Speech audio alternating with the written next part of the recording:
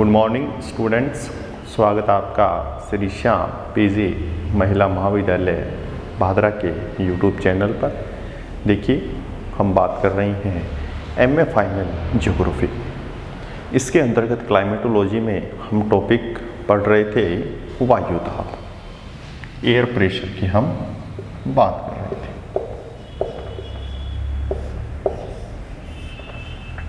वायु दाब के अंतर्गत हम अध्ययन कर रहे थे इसकी पेटियों के बारे में। वायु दाब पेटियां।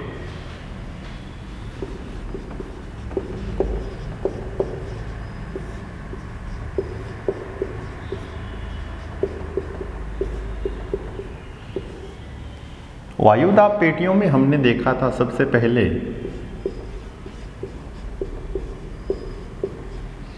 विषुवत रेखीय निम्न वायु दाब पेटी। दूसरा हमने देखा था उपोष्ण कटिबंधीय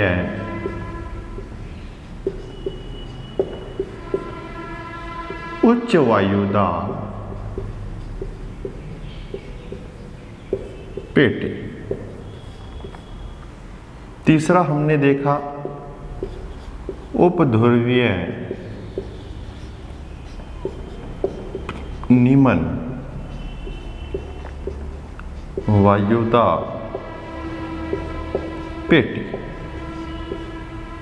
ठीक है, आज हम देखेंगे ध्रुवीय उच्च वायु दाब पेटी। इस प्रकार से ये चार पेटियां हो जाती हैं। अब देखिए, मैं इन पेटियों के नाम बार बार लिख रहा हूं। मैं इसलिए लिख रहा हूं कि आपको याद करने में क्या होगी, आसानी होगी। कैसे होगी कि बार बार इन पेटियों के नाम देखोगे तो आपके माइंड में एक मानचित्र सा बन जाएगा कि इनका क्रम क्या है, क्या इनके नाम है। सीक्वेंस से देखेंगे, निम्न दाब, उच्च दाब, निम्न दाब, उच्च दाब। इस प्रकार से बार बार देखोगे और समझोगे तो इससे क्या होगी, आपको याद करने में आसानी होगी। ठीक है, हम देख रहे हैं यहां पर, ये देखिए, ये लो प्रेशर है। यहां पर विषुवत की बात कर रहे हैं, ये हाई प्रेशर उपोष्ण की बात कर रहे थे, ये लो प्रेशर उपध्रुवीय की बात कर रहे थे, और ये बात कर रहे थे हाई प्रेशर ध्रुव की। ठीक है, अब देखिए, ध्रुवीय उच्च वायु दाब जो पेटी है, इस पेटी की बात करेंगे तो इस पेटी में क्या है, पृथ्वी का जो दैनिक आवर्तन है,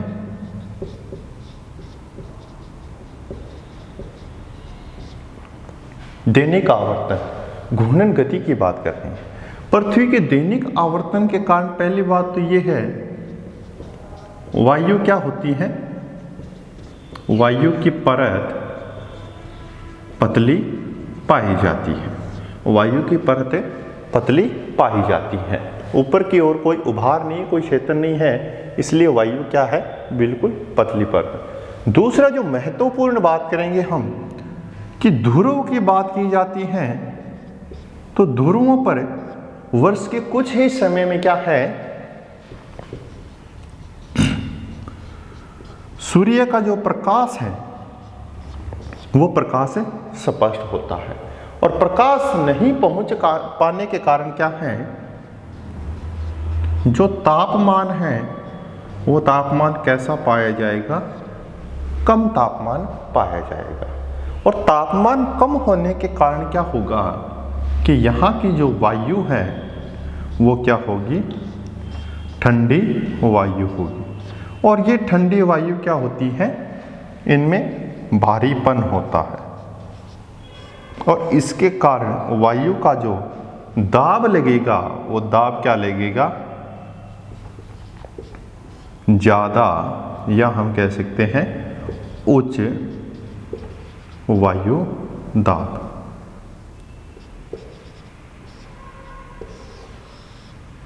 ठीक है, इसीलिए इस पेटी को हम क्या कहते हैं, ध्रुवीय उच्च वायु दाब पेटी। अब इसका सीधा सा संबंध किससे लिया गया है, इसका सीधा सा संबंध लिया गया है ये तापमान से लिया गया है। तो इस पेटी को हम क्या बोलेंगे,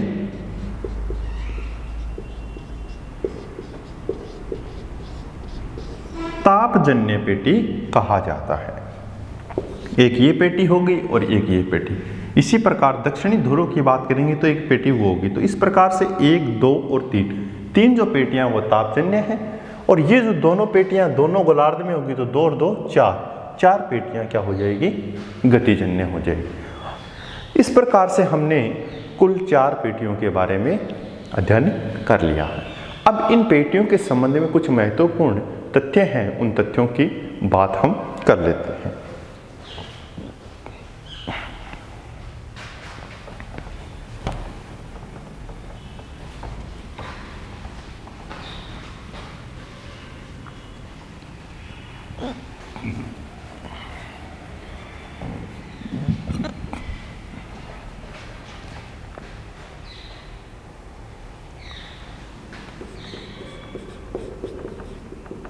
नोट नंबर 1, हम बात करेंगे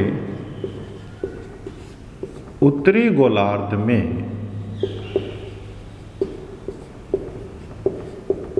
बात किसकी चल रही है, उत्तरी गोलार्ध की बात चल रही है।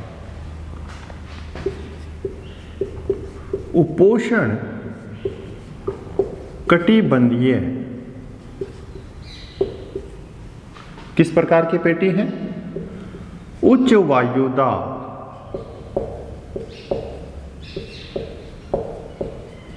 पेटी व उपध्रुवीय किस प्रकार की पेटी है, उपध्रुवीय निम्न वायु दाब की पेटी है, निम्न वायु दाब पेटी। 2 पेटियों की बात कर रहे हैं उत्तरी गोलार्ध में, उपोष्ण उच्च वायुदाब पेटी, उपध्रुवीय निम्न वायुदाब पेटी क्या है, पूर्ण रूप से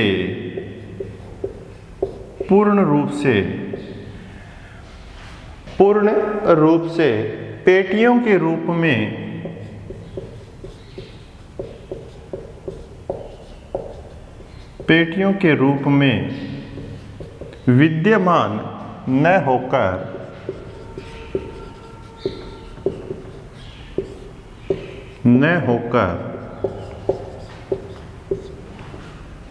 पूर्ण रूप से पेटियों के रूप में विद्यमान न होकर खंडों के रूप में विद्यमान होती हैं। ये एक स्टेटमेंट हमें स्पष्ट हो रहा है और ये बिल्कुल बात सत्य है। कारण क्या है इसका, उत्तरी गोलार्ध में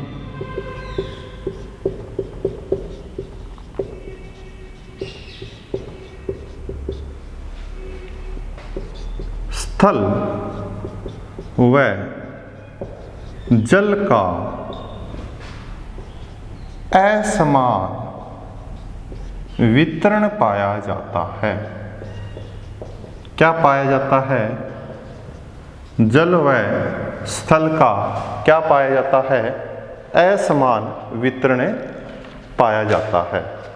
कितने प्रतिशत स्थल भाग पाया जाता है, कितने प्रतिशत जल भाग पाया जाता है, इस संबंध में बात करेंगे हम। तो देखिए, उत्तरी गोलार्ध की बात करेंगे, मैं यहां पर आपको एक बार बता देता हूं, स्थल भाग कितने प्रतिशत, 61% है, और जल भाग लगभग 39% है। ये स्थल तथा जल का क्या पाया जा रहा है, असमान वितरण पाया जा रहा है। वहीं स्थल भाग की बात करेंगे, दक्षिणी गोलार्ध की थोड़ी सी मैं बात कर लेता हूं। यहां पर स्थल का बता ही दिया है मैंने, तो दक्षिणी गोलार्ध की बता देता हूं, उत्तरी गोलार्ध का बता दिया मैंने। स्थल भाग जो है दक्षिणी गोलार्ध में 19%, कितना 19, और जल भाग 81%। यहाँ का जो रेशियो है वो रेशियो कम है, और यहाँ का रेशियो क्या है, थोड़ा सा ज़्यादा रेशियो स्पष्ट होता है। तो यहाँ पर एक असमान वितरण स्पष्ट होता है। इसके कारण क्या है, जो दो पेटियां हमने लिखी हैं वो दो पेटियां पेटियों के रूप में न होकर क्या है, खंडों के रूप में पाई जाती हैं। कहीं ये पेटी पाई जाती है और कहीं ये पेटी नहीं भी पाई जाती। क्यों? इसके पीछे का जो रीजन है वो उत्तरी गोलार्ध में क्या है, स्थल तथा जल का असमान वितरण पाया जाता है। ठीक है, एक तो स्टेटमेंट ये था। दूसरे की बात करते हैं हम।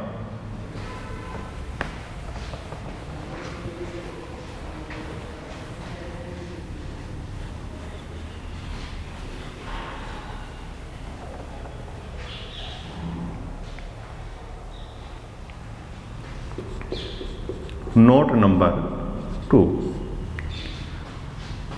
अफ्रीका महाद्वीप में दो उच्च वायुदाब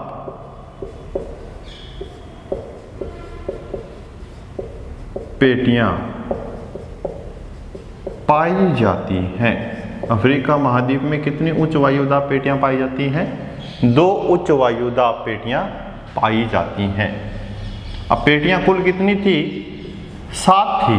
कितनी पेटियां थी? 7। 3 और 3 नीचे 6 और 1 ये 7। अब देखिए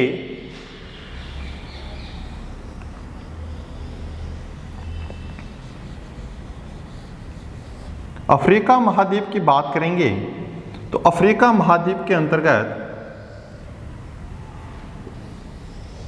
इस प्रकार से, अब ये विषुवत रेखा की बात करते हैं, विषुवत, करक और मकर, तीनों रेखाएं इससे क्या होती हैं, गुजरती। और तीनों रेखाओं के आसपास का जो क्षेत्र है ये 30 से 35 की बात करेंगे। यहां पर क्या है, उपोष्ण पेटी है,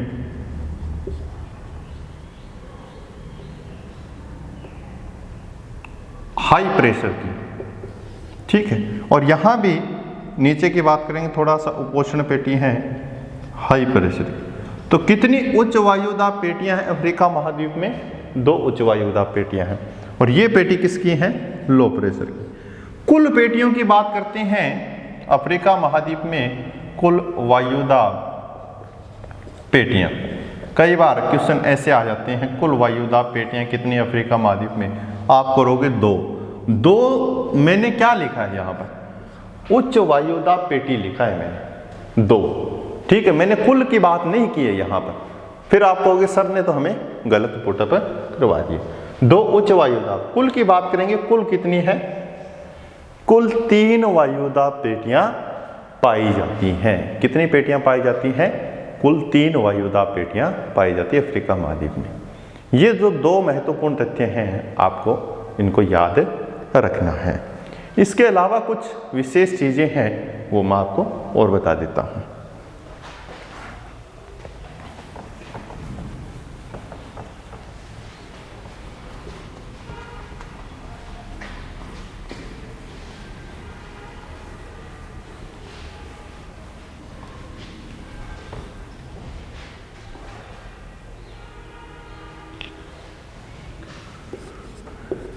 सूर्य का जब उत्तरायण होता है, सूर्य के उत्तरायण के समय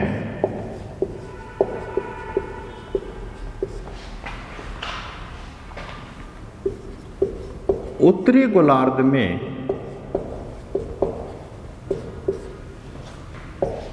सूर्य की किरणें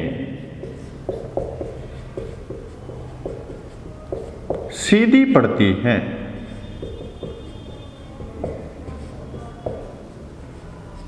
ठीक है। उत्तरी गोलार्ध में सूर्य का जब उत्तरायण होता है तो लगभग हम बात करते हैं उत्तरी गोलार्ध में सूर्य का जो प्रकाश है बिल्कुल सीधा स्पष्ट होता है। इस कारण क्या होता है, जिस कारण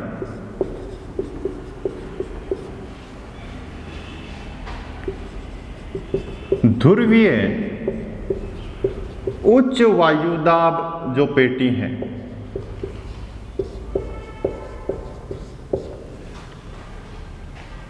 को छोड़कर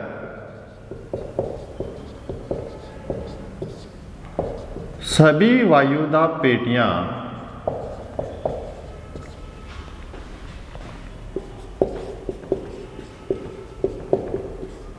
कहां खिसकेगी, उत्तर की ओर खिसक जाती हैं।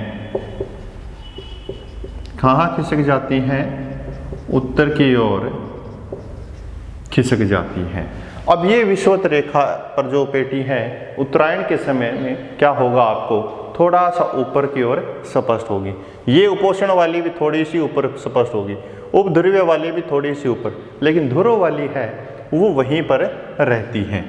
ध्रुवीय उच्च वायुदाब पेटी को छोड़कर जितने भी पेटियां होती हैं वो क्या हो जाती हैं, नीचे वाले भी क्या है, ऊपर की ओर खिसक जाती है।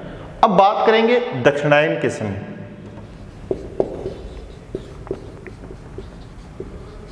दक्षिणायन के समय इसका क्या हो जाएगा, जस्ट दक्षिणायन के समय विपरीत स्थिति पाई जाती है। दक्षिणायन के समय विपरीत स्थिति पाई जाती है। तो ये जो हमने लिखा है ये एक आदर्श स्थिति है। क्या है, आदर्श स्थिति है। और आदर्श स्थिति कब पाई जाती है, या हम बात करें सामान्य जो स्थिति है वो कब पाई जाती हैं, ये देखिए आदर्श स्थिति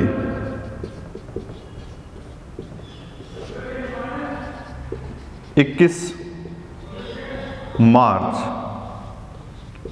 एंड 23 सितंबर के आसपास ये क्या मिलती है, ये जो हम लिख रहे हैं ये स्थिति पाई जाती है। इसको हम क्या बोल रहे हैं, आदर्श स्थिति कह रहे हैं। ठीक है, ये हमने कुछ महत्वपूर्ण तथ्यों के बारे में देखा है।